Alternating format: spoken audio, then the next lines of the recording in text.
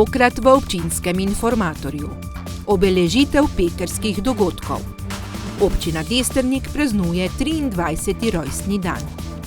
V Lovrencu na Pohorju del participativnega proračuna že realizirali.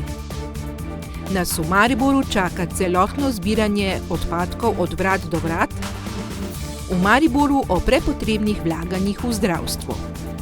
Konec meseca v Vuzenici svetovno prvenstvo v slalomu na rolerjih. Z Vladimirjem Miloševićem smo obudili spomin na njegovo ugrabitev. Lepo pozdravljeni. Minilo je 30 let od trenutka, ko so enote Mariborske garnizije Jugoslovanske ljudske armade obkolile tedajni 710. učni center teritorialne obrambe v Pekrah. Ob tem namenu so v Mariboru pripravili spominsko slovesnost. Pretekli vikend se v Mariboru odvila spominska slovesnost ob jubilejni 30. obletnici pekrskih dogodkov v sobotnih dopoldanskih urah pred izobraževalnim centrom Pekre. Tukaj se je rojevala prva slovenska vojska. Tukaj se je rojevala slovenska država. Pekrski dogodki so za Maribor in Slovenijo izjemnega pomena. V mestni občini Maribor jih obeležujemo kot enega izmed 4 spominskih dnevov. So dokaz in potrditev, da Mariborčanke in Mariborčani znamo stopiti skupaj.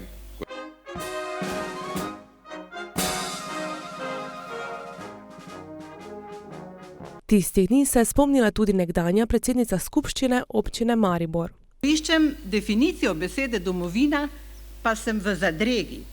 Je to isto kot država? Ne bo držalo. Ko je bila moja država Jugoslavija, sem vedno čutila in rekla, da je moja domovina Slovenija. Slavnostni govornik je bil predsednik države. Tedaj sta bila odločilnega pomena politična in ljudska enotnost. Nihče ne pričakuje, da bi bilo mogoče ali potrebno tako enotnost vselej izpričevati. Moramo pa tudi za potrebe današnjega časa razumeti, da je bilo mogoče tako enotnost doseči tedaj le sodelovanjem. Izrazil je skrb, da se preveč navajamo na nasprotovanje in izključevanje. Potreba po sodelovanju je premagala skušnjavo po izločevanju. Uspeli smo. Zdi se, da v današnjih bistveno bolj naklonjenih domačih in mednarodnih razmerah ne čutimo potrebe po iskrenem dialogu, premoščanju razlik in oblikovanju skupnih ciljev. Prvič v zgodovini so izobešene zastave po celotni Bezjakovi ulici, ki pelje do izobraževalnega centra Pekre. In ravno Bezjakova ulica je bila znova del tradicionalnega pekrskega pohoda v organizaciji Turističnega društva Pekre in območnega združenja Zveze slovenskih častnikov Maribor. V popoldanskih urah pa se je pred mariborsko kadetnico odvil koncert Big Bang orkestra Slovenske vojske. Slavnostne prireditve se je udeležil tudi predsednik vlade. V teh desetletjih, ki so minila od te konfrontacije, je postalo jasno, da je Jugoslovanska armada oziroma Beograd takrat izbral Maribor zaradi napačne ocene. Oni so ocenjevali, da bo Maribor zaradi dela industrije, ki je bil povezan z vojaško oborožitveno industrijo. Danes so na Ljubljanski ulici počastili spomin žrtvam slovenskega osamosvajanja in spomin na prvo žrtev slovenske osamosvojitve Jožefa Simčika. Občina Destrnik ima 23 let, na nekaj let podlage, bi lahko rekli, saj je pravna naslednica občine Trnovska vas Vitomarci. Ob 23. rojstnem dnevu je župan skupaj z občinsko upravo in občinskimi svetniki ter drugimi predstavil razloge za praznovanje. Destrnik se namreč s svojimi naselji razvija, obenem pa v tem covidnem času niso s projekti prav nič zastali. Destrniški občinski praznik je žal, tako kot lani, zaradi epidemije bil s praznovanji okrnjen, pa vendar so lahko občani na marsikaj ponosni. Občani občine Destrnik želim v tem času praznovanja, da tudi doma z nami praznujejo. Žal ne morejo biti danes z nami, vendar mislim, da so vsi v mislih na našem 23. občinskem prazniku in v občinski upravi in pa tudi svetniki se trudimo za razvoj naše občine, da bi šli naprej da bi v tem covidnem času prav tako potegnili najbolje, kar je možno, in skupaj z občinsko upravo gremo naprej v nove čase in upam, da v naslednjem letu bomo spet praznovali ta naš občinski praznik tako, kot smo ga že vsa leta do sedaj. Državni sekretar na Ministrstvu za gospodarstvo Andrej Čuš je v praznovanju občine Destrnik izpostavil prednosti življenja na Destrniku in podeželju. Pred 6 leti se je na Destrniku odprl vrtec, so bili nekateri, bom rekel, žlehtni jeziki, ampak danes vidimo, da so vsa mesta polna in tudi mislim, da se obrača trend, mlade družine gredo raje na podeželje, kjer je boljša kvaliteta življenja, boljši zrak, vsak si lahko poskrbi za samooskrbo, tisto nekaj malega in pa seveda tudi ni takega vrveža, tako da ti trendi se tudi v Evropi obračajo. Jaz pa sem seveda prepričan, da v tem letu, ki še je vladi ostalo, ne bomo pozabili, od kod smo in za koga delamo. Da je zdaj priložnost za poudariti tisto, kar je bilo narejeno ali se še dela, meni tudi destrniški župan. Občinska uprava tako rekoč niti uro ni stala, delali smo z maksimalno hitrostjo, zato se tudi v tem trenutku odvija preko 350 tisoč evrov podpisanih pogodb. Odvija se projekt preko 5 milijonov evrov za optiko po celotne občini in ko grem po občini, vidim resnično zadovoljstvo med ljudmi. Torej, rekla sva 23. občinski praznik, dejstvo pa je, da je že to 27, torej meni 4 leta zdaj lokalne samouprave, ker občina Destrnik je pravni naslednik bivše občine Destrnik Trnovska Vitomarci, ostali dve sta pač nastale z odhodom iz te skupne občine. Pravzaprav smo celo že razmišljali, ali bi ta 4 leta dodali ali ne, skratka kakorkoli že, ne vem, bomo to prepustili za naslednji občinski svet, torej za naslednji mandat. Potencial nadaljnega razvoja občine pa vidi tudi častni občan. Veseli me, da veliko mladih v občini ostaja. V teh letih se je veliko zgradilo, veliko novih zgradb, veliko novih družin. Vidite, danes smo tudi čuli, da je vrtec poln, pravzaprav bomo ga treba nadgraditi. Ko smo začeli graditi šolo, pa to je bilo vse preveliko, vsi so bili neoptimistični, so rekli, kaj bomo pa mi tako rabili, velike prostore. No, danes ugotavljamo z veseljem, da so pravzaprav premali. Se pravi, prebivalstvo, tudi koliko imam podatke, počasi raste, važno pa je, da ne pada. Tako da tudi izobrazba je relativno visoka v občini Destrnik, tako da mislim, da je potencial kar velik.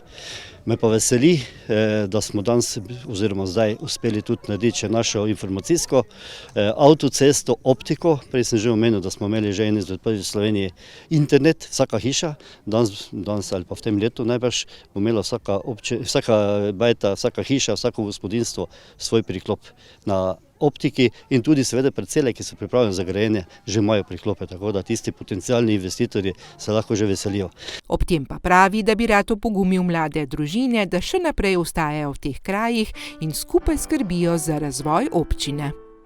Sicer pa so bili, kot je zdaj že tradicija, župan, občinski svetnik in občinska uprava tudi na pokopališču, kjer so se poklonili umrlim, ki so veliko storili za razvoj občine v preteklosti in tako sklenili krog med preteklostjo, sedanjostjo in prihodnostjo. Marca letos so v občini Lovrenc na Pohorju začeli z izvedbo participativnega proračuna. Po maje bi šlo tudi v praksi. Od takrat pa do danes so v kratkem času realizirali že več želja občanov. Več pa v prispevku. Lani novembra so v Lovrencu na Pohorju zaključili fazo glasovanja o prejetih predlogih v okviru projekta participativnega proračuna Po maje bi šlo. Manj kot pol leta kasneje pa so 3 predlogi že realizirani. Tako da zaključeni so trenutno 3 projekti, iztekli so se odlično, ideje so se pokazale kot prave in tudi odziv je dober. Upamo, da realiziramo čim prej, čim več. Dejstvo je, da so se hitro lotili dela, da bi vse želje občanov, če se le da čim prej, tudi v praksi dokončali. Saj je to zanje prvič, da se poslužujejo participativnega proračuna. Začeli smo.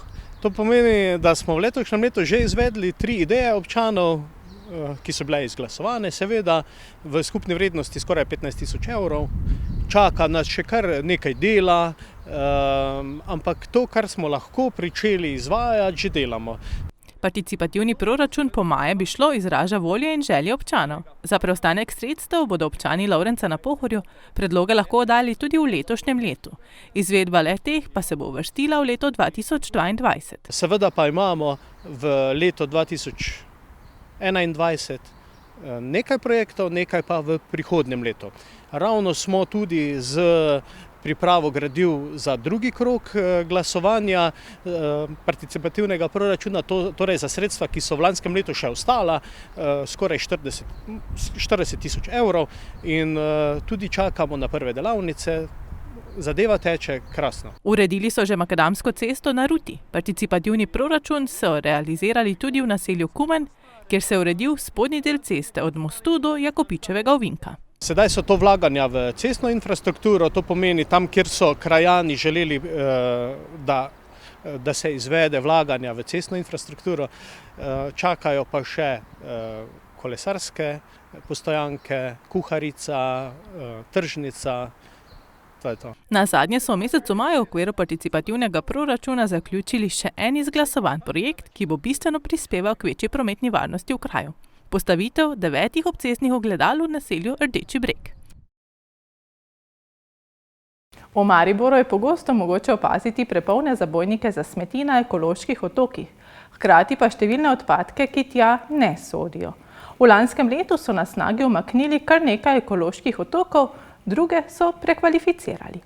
Pogled na nekatere izmed ekoloških otokov v Mariboru, skupno jih je 990, je vse prej kot prijeten. Kupi smeti, mnogo od njih pa na ta mesta sploh ne sodi. Lani so v Mariboru število otokov zmanjšali, druge prerazporedili. Snaga ima v načrtu nov pilotni projekt. 15 je bilo odstranjenih. Ostale smo pa prekvalificirali, namreč smo ugotovili, da so več ali manj v uporabi pri pravnih subjektih in smo jih tako tudi prerazporedili in v bistvu jih tudi oni zdaj uporabljajo v ta namen, torej čisto uradno. Kar se pa tiče same odstranitve teh 15, je pa prišlo do tega zaradi tega, ker so bili v mestu postavljeni na takšnih površinah, kjer so pravzaprav bili na nek način moteči, torej na urbanih površinah, kjer so zasedali ta prostor, in pa na prometnih površinah, kjer so tudi zasedali določene prometne površine. Strinja se, da je na določenih otokih kopičenje odpadkov večje. Pravzaprav tudi marsikje v mestu izvajamo dodatne odvoze, kjer je to potreba. Tako da so pa posamezne lokacije, ki pa so bolj obremenjene kot druge, no to pa je. Nemalokrat so polni kosovnih odpadkov in gradbenega materiala, ki sodijo na zbirne centre. To so lokacije, ki so mogoče na manj urbanih predelih, so mogoče bolj zapostavljene ali pa bomo rekel manj vidno mimoidočim. In pa seveda to tam, kjer dejansko imajo ljudje dostop z vozilom, in v bistvu lahko to odložijo. Opravljajo tudi sortirne analize. Se poslužujemo sortirnih analiz, kjer ugotavljamo posamezna območja oziroma izbrana območja, preverimo za sortirno analizo in v bistvu pol pristopimo z svetovalnim nadzorom na takšno območje in ugotavljamo, da na ta način upamo, da bomo v prihodnosti dosegali boljše rezultate. Občasno se poslužijo poostrenega nadzora. Tu globe izdaja medobčinska inšpekcija, je pa v bistvu v skladu z uredbo o obvezni občinski gospodarski javni službi predvidena globa za takšno dejanje 300. V zakonodaji je sicer pripisan en ekološki otok na 300 prebivalcev. V Mariboru jih imamo tako skoraj 3-krat več od predpisov. Ena od zadev definitivno, ki mogoče kazi, so te lokacije, o katerih govorimo, torej lokacije ekoloških otokov, ki so problematične. V ta namen bomo tudi v jesenskem času šli v en pilotni projekt. V pilotnem projektu bodo na enem območju razdelili gospodinjstvom posode za papir in steklo. In bomo v bistvu skozi ta pilotni projekt spremljali, kako se pa v bistvu obnaša tak sistem, ki je že marsikje tudi uveden. Se pravi, govorimo o celovitem ločenem zbiranju odvrtja. V zadnjih mesecih pa je predvsej pogosto opaziti večje število embalaže. Epidemija je vplivala na tole, tudi bom rekel ta potrošnja, naročanje preko spleta, tudi to vpliva pravzaprav na povzročanje dodatne embalaže, predvsem kartonske.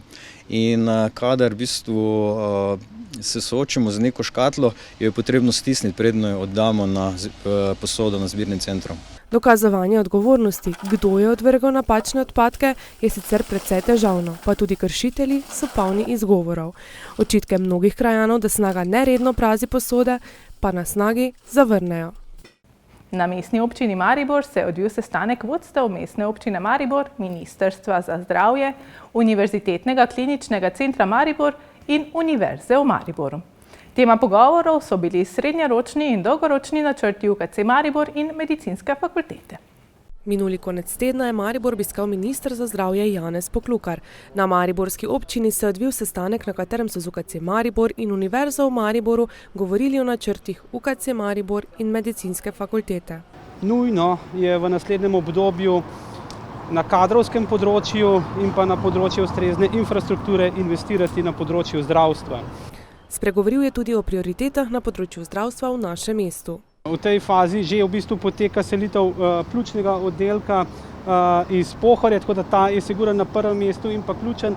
Naslednji tak pomemben projekt je negovalna bolnišnica in pa tretji ali pa vzporedanje pa nadgradnja stavbe onkološkega oddelka, zato da bomo lahko na srednji in pa dolgi rok zagotovili večjo kapaciteto, kajti vemo, da je to edina, bom rekel, klinika, ki pokriva onkološki del v vzhodni Sloveniji in potrebuje dejansko širitev. Med prioritetami je zagotovo tudi izgradnja infekcijske klinike. Je, da se zgradi do konca leta 2027, to je končni cilj, sicer je pa skrajni rok za pridobitev gradbenega dovoljenja konec leta 2022. UKC Maribor opozarjajo tudi na stanje patologije, ki se je bila primorana preseliti zaradi neustreznosti prostorov, a veselijo se novega zakona, ki je v javni obravnavi. Še posebej smo veseli, da smo se lahko podrobno seznanili z osnutkom zakona, ki je zdaj v javni obravnavi in ki predvideva investicije v slovensko zdravje v prihodnjih 10 letih. Rad bi poudaril, da se že 10, 20, morda 30 let pogovarjamo, kako nujne so te investicije in da ta zakon končno odgovarja na ta vprašanja. Dogovorili so se, da bodo oblikovali delovno skupino, ki bo pripravila akcijski načrt. Želijo si, da bi uresničili možnost večjega vpisa študentov na medicinsko fakulteto. Jeseni letos se vpisuje več kot 180 novih študentov, že letos pa presegajo prostorske kapacitete. Medicinska fakulteta Univerze v Mariboru letos že drugo leto povečuje vpis študentov splošne medicine za 20 na leto. Poleg tega bomo v letošnji jeseni vpisali 20 do 25 študentov dentalne medicine, kar je seveda za mesto Maribor, za Univerzo Maribor in seveda za celotno regijo severovzhodne Slovenije izrednega pomena. Konkretne lokacije, kam bi se lahko selili prostori medicinske fakultete in UKC Maribor, še niso znane. Mariborski župan je ob tem dejal, da ne dvomi v to, da jim bo uspelo najti ustrezne rešitve. Na zemlji vidu mesta zarisali vse potencijalne točke, ki bi bile najboljše za vse vsebine, tako medicinske fakultete kot razvoja Univerzitetnega kliničnega centra. Kot veste, smo v fazi projektiranja zdravstvene postaje Magdalena in zdravstvene postaje Tezno. To je na primarnem zdravstvu, vendar sem vesel, da so tudi tukaj možnosti sofinanciranja iz strani Evrope ali integrale države. Govora je bilo tudi o dodatnih prostorih Nacionalnega inštituta za javno zdravje območje enote Maribor. Trenutno so namreč razdeljeni na 2 lokacijah. Si želimo nekako skupnega bivanja, tako delovna skupina za nalezljive bolezni, kot delovna skupina za nenalezljive bolezni. Beseda je tekla tudi o posebni regijski reševalni postaji. Ki bi se primerno odzivala tudi z potrebnimi reševalnimi vozili, primerno stavbo in z helikopterskimi prevozi, kar se tiče regijskega reševalnega centra. Potrebe na vseh področjih so več kot očitno ogromne. Mariborčani pa se z gotovostjo veselimo novih investicij, ki bodo zdravstvo spravile na še večji nivo. Smučarski klub Vuzenica od 28. do 30. maja letošnjega leta organizira svetovni pokal v slalomu na rolerjih, ki bo letos potekal na Svetem Primožu. Spremljevalni program pa bo v športnem parku v Vuzenici. Na tekmovanju pričakujejo 120 tekmovalcev iz kar 10 držav. Smučarski klub Vuzenica nam je sporočil, da bo v petek 28. maja trening, ki mu bosta sledili slavnostna otvoritev in parada vseh tekmovalcev slaloma na rolerjih. Tekmovalna dneva pa sta v soboto in nedeljo. Organizatorje pa je pohvalil vuzeniški župan. Marljivi delavci, strokovno in pa tudi organizacijsko, moram reči, smučarski klub Vuzenica je že vrsto let oziroma 2-3 leta pripravljal to vrstno prireditev v samem centru Vuzenice za čas občinskega praznovanja in v sklopu tega tudi vuzeniških dni. Inline slalom na rolerjih se strokovno temu reče, ampak letos so bili uspešni in se dogovorili, da bo potekalo svetovno prvenstvo v tem športu inline slalomu v Vuzenici. Seveda priprave so v zaključnem delu.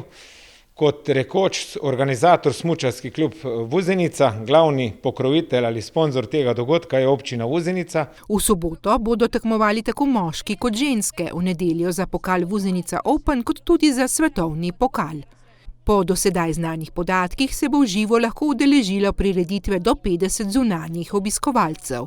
Spremljali pa bodo lahko tudi preko velikega ekrana postavljenega pri glavnem odru v Vuzenici.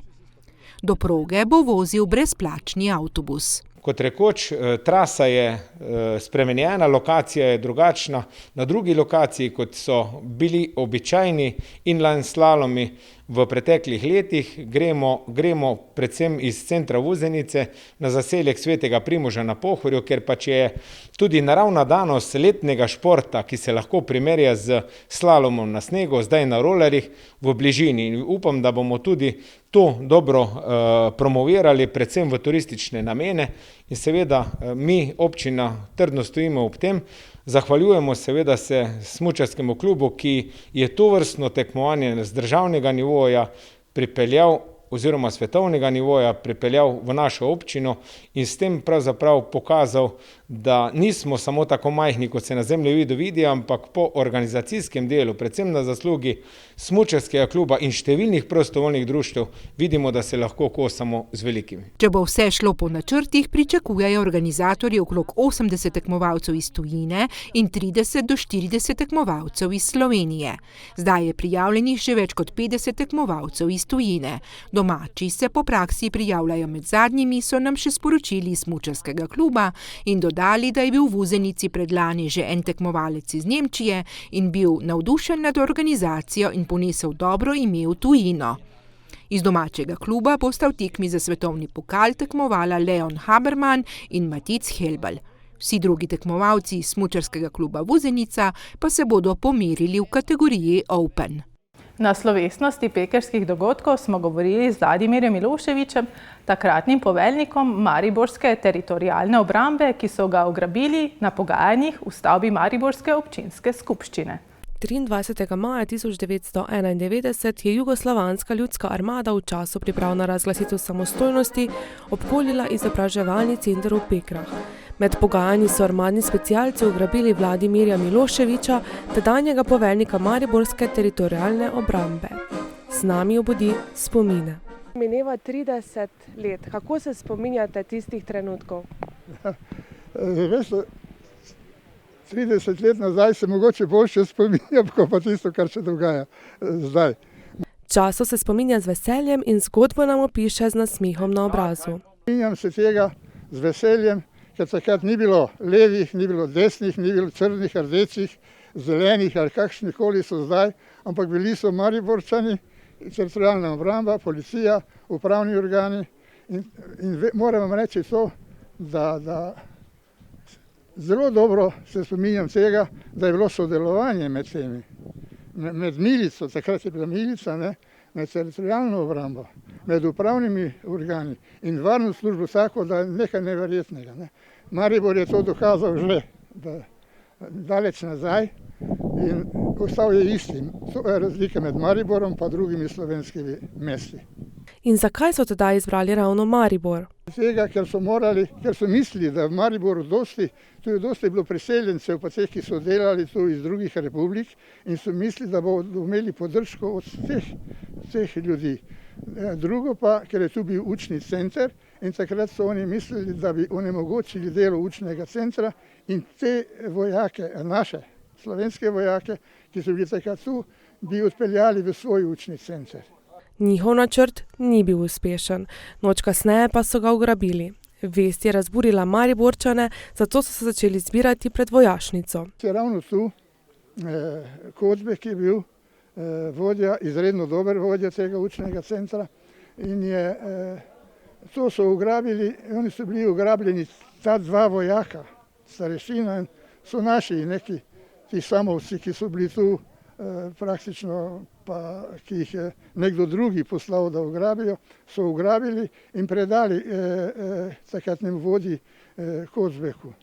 On mi je takrat takoj telefoniral, več kaj je zgodilo, se je to pa to, sem rekel, kaj ne delaj neumnosti, tako jih pusti ven, ker so tu se sprehajali okrog. Milošević se je zavedal, da bodo v nasprotnem primeru sledile težave. Vojaki so šli v kadetnico, so prišli tja, meni je takrat telefoniral general in je rekel, veš kaj, pravi, vrni mi vojake. Sem rekel, oni so doma, naši so jih spremljali, ne. Ja, pravi, niso doma. Sem rekel, so doma. In to smo se malo skregala in potem je on to javil v Beograd, da smo mi vojake, enega oficirja, enega vojaka ugrabili. Tu okrog so bili oni razporejeni, kot da gledajo pa kaj se dogaja v učnem centru, ne. In takrat so seveda tudi reagirali in general Adić je dal nalogo, poslal je iz Zagreba specialca, eno enoto specialno z enim podpolkovnikom, če sem ga tudi poznal iz akademije. In ta je bil tisti, ki je skupaj z temi mariborskimi varnostnimi organi organiziral to ugrabitev.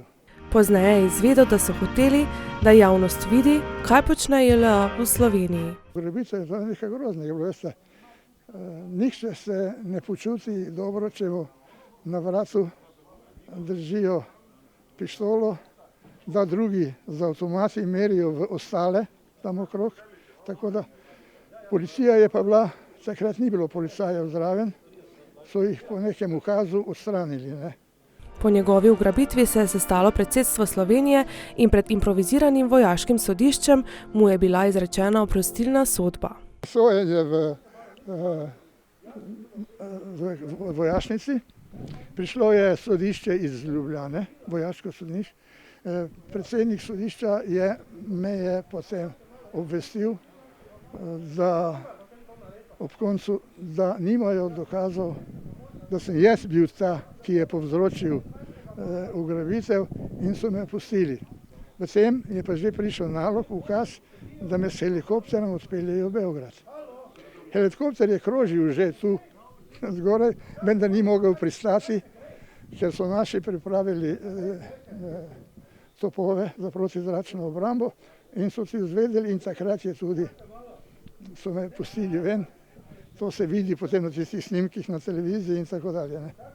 Protest ljudi se je nadaljeval tudi potem, ko so Miloševića izpustili, saj so želeli preprečiti ponovne izpade jugoslovanske vojske. Toliko za nocoj oddaji Občinski informator. Sveže novice pa najdete na spletnih portalih lokalec.si in mbReport.si. Želim vam lep dan še naprej in nasvidenje.